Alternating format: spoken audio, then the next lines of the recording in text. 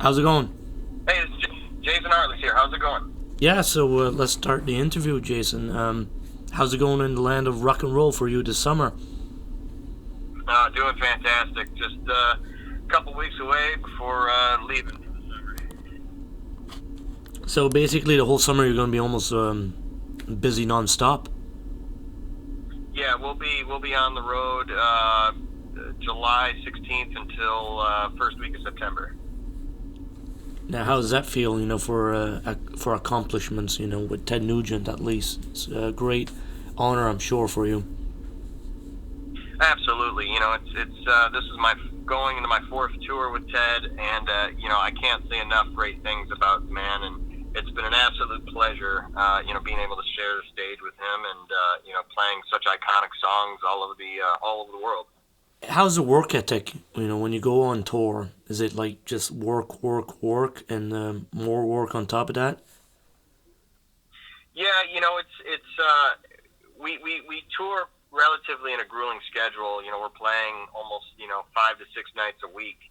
So it can take a toll. Luckily, with the Nugent tours, I have a drum tech and we have production assistants. So a lot of the big bulk of things are taken away. So really, we're just kind of limited to just stepping on stage and doing a 2 hour set every night. When you guys recorded the music, Made Me Do It, with Ted Nugent, was it the start, with something of greatness? Because now you're officially on an album. Yeah, it was definitely a great honor, be on a Nugent record. Coming into it, really at the end of the day, I'm a studio musician, so it definitely wasn't. I kind of went into the thing into the session as more or less being a studio player on this record as opposed to the drummer for Ted Nugent. Because really how you approach studio work is really much different than touring work. So it was really really cool to kind of sit back and try to come up with different parts and try to capture the drum sound and drum vibe that kind of was on the early records with Cliff Davies. So it was really really sweet and just an absolute pleasure to be on the record. And starting at a young age, would you have imagined that you'd be touring, the world with Ted Nugent, in 2019? No, it's been a crazy ride. Luckily I got a start to my career at a very young age, and just as years go on, you play with different people, meet different people, and it's all about knowing the right people at the right time. And the Nugent gig, being from Detroit, it's really really cool because he is such a legend in this town in the state of Michigan. So it's being playing for the hometown hero boy is definitely an honor and a privilege. Now, Jason, you do also online lessons. What's your take on that? Is it the way to go today? In 2019, compared to in-person interviews, like in lessons. Yeah, I've always been, pretty heavily on music education.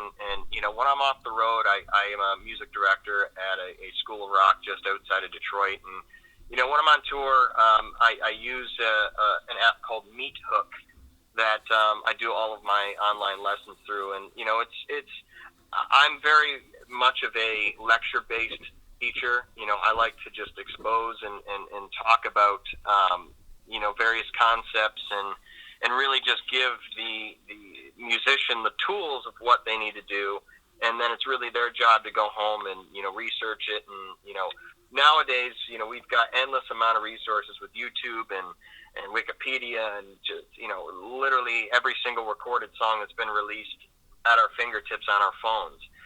So there hasn't been a better time for an inspiring musician to learn their craft, because it's just there's so much content that's available.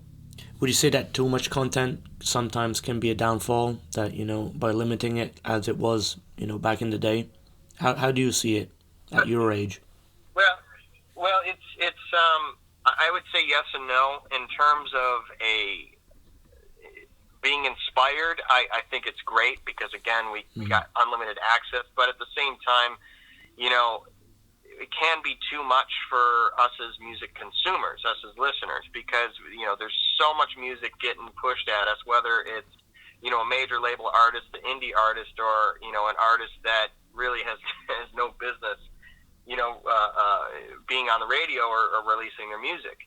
You know, so it's definitely an oversaturated time when it comes to the amount of music getting released, because everybody can pay $50 and, you know, put their album or whatever on iTunes and Spotify and whatnot, on top of, you know, home studios dominant. So anybody can, you know, that has a laptop can record an album no problem, which it's great for creativity, but, you know, in terms of the overall industry, it's really, really, really bad, because there's legendary studios closing down every day. Yeah. And, you know, people that actually study their whole life being engineers and being producers that, you know, are scrounging for work, because if you know, someone wants to record a record and they don't have the budget to do it, they're just going to call up a buddy who's got a laptop and do it in the basement. And, you know, people just don't see the value, and they don't understand that there's a reason why you go to a real studio to work with a real engineer and work with a real producer. And there's a reason why outboard Neve and API and $10,000 microphones, you know, sound so great and so different than a $100 microphone. You know, so I think we're kind of losing that whole mentality of the industry, which is really sad. But, you know, hopefully we kind of start seeing a turnaround. Yeah, you never know when like that. It's a lot of knowledge at our fingertips quickly, and when like bands, I don't know, let's just put Bob Dylan on top of that, starts releasing amounts of box sets and just unreleased tracks and B-sides. Do we as a customer now or consumer have time to listen to all that stuff? Because there's so much material out there.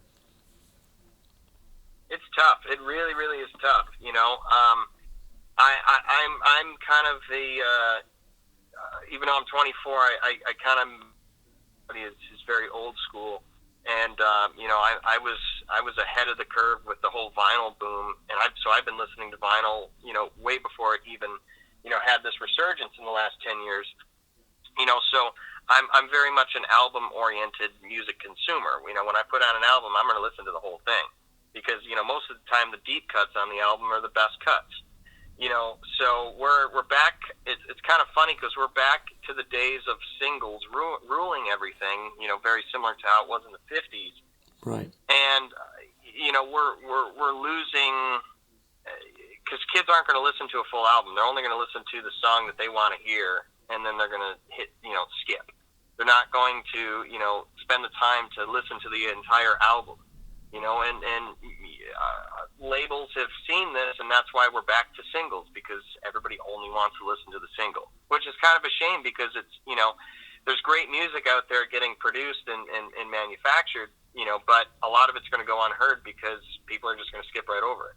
That's true. Where do you see the future music, you know, going in 100 years from now, let's say? Like, is it, you know, going to be back to the full album circuit? I really hope so. You know, I was born in the mid '90s, but I'm really a child of the '60s, '70s, and '80s. You know, so it's I really, really hope that the industry takes a turn. You know, unfortunately, I see it, you know, going in a negative direction, which I think it really has a lot to do with, you know, the social media and digital, you know, capabilities that everybody has nowadays. You know, so it's a negative approach for the industry, but at the same time, hopefully we can, you know, figure out the whole situation, you know, and actually get artists paid on streaming, you know, and whatnot. And with Apple, you know, axing iTunes, which the biggest misconception of that is they're just axing, you know, getting rid of the brand iTunes, not getting rid of digital downloads, but digital downloads are still getting less and less and less and less frequent in terms of music consumption. So it's unfortunately a very interesting time in this industry, and you know, hopefully we can turn it around and kind of get it back to where it was. And Jason, what's the difference, you know, like, let's say playing with Mitch Ryder and Lynn Turner and Ted Nugent? Is it all like the same way, or is it, you know, totally, uniquely different, each of these legendary singers? It's all completely different. I would say playing with Joe Lynn Turner is similar to Nugent. In that it's a more bombastic playing, and but again, they're all really from three different eras. Mitch Ryder was big in the '60s, Ted was giant in the '70s, and Joe Lynn Turner was big in the '80s with Rainbow and Deep Purple. So you're kind of hitting three different decades. So you're obviously you're going to see differences and stylistic approaches to the music. But when you're playing with Mitch, "Devil with the Blue Dress On" and "Jenny Take a Ride" that were just iconic songs in the mid '60s. It's going to be a lot more lightheaded, even though that the music for that era was relatively proto-punk in a way, because the way that Johnny B and Jimmy McCarty and Mitch had this style going on. But the interesting thing about the Ted Nugent gig is it's really 2.5 hours of just insane madness, because we're on 110 the whole time, bombastic. It's most of the set is improvised. We've got the songs, but we go into a lot of different jam sequences within the tunes. So you always kind of got to be on your toes, because it's you never know where Ted's going to want to go. And that makes you a great musician if you can follow that stuff. So that's awesome. Yeah, Ted's got a musical ear like none other. So it's having us being a three-piece, it is a lot more open to be able to kind of go off in these freeform jams. Again, very similar to bands in the '70s. And to be honest with you, I feel that we're one of the few national touring acts that aren't using a metronome or backing tracks. So we're 100% old school approach to everything, and it's just a blast playing with them. And as well, when you go back into the roots of hard rock, let's say mid '70s, late '70s, you do not have no metronome on stage for any of these acts either, and that is pureness. Absolutely, and that's why again, going back to, I'm a product of the '90s, but my musical taste and my influences drumming wise are all guys from the '60s, '70s, and '80s, and these were when musicians were at their peak. They didn't have the crutch of they had to listen, they had to learn. They couldn't just hit a button and have the machine do it for them. Right. Actually having real emotion into their playing is sadly kind of an art that's slowly getting going away. Well, Jason, I hope you have a great summer, and look forward to talking to you again. Thanks for the great interview. Yeah, thank you so much. I really appreciate the time. Hey, no problem. You have a great summer. Talk to you soon. Talk to you soon.